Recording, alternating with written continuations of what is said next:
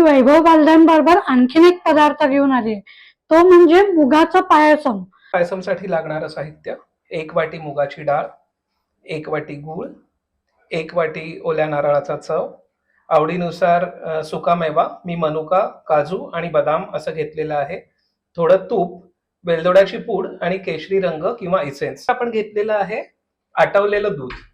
अच्छा. आणि जरुरीनुसार पाणी.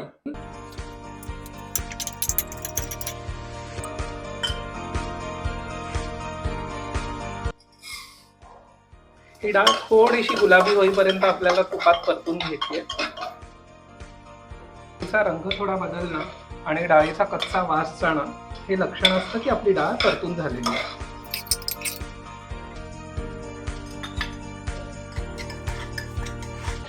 डाळ शिजण्यापुरती आपण पाणी घालून घेणार आहोत.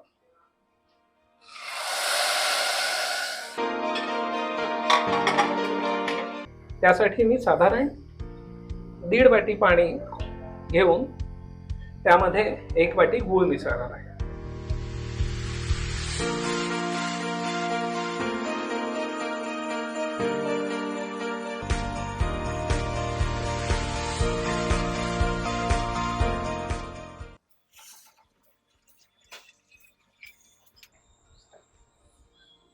आपला कुकर थंड झालेला आहे, डाळ शिजलेली आहे.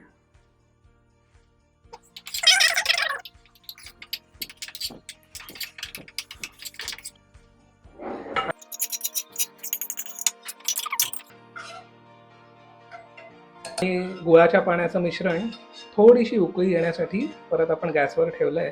त्याच्यामध्ये आता मगाशी तळलेले ड्रायफ्रुट्स मिक्स करून घेऊया. तसंच वेलदोड्याची पूड आणि थोडासा केशरी रंग, अर्थात हा ऐच्छिक आहे.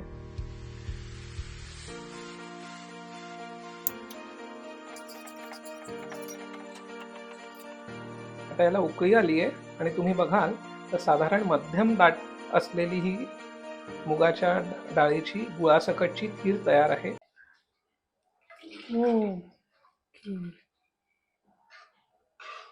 दूध. ही आपली मुगाची गूळ घातलेली खीर तयार आहे.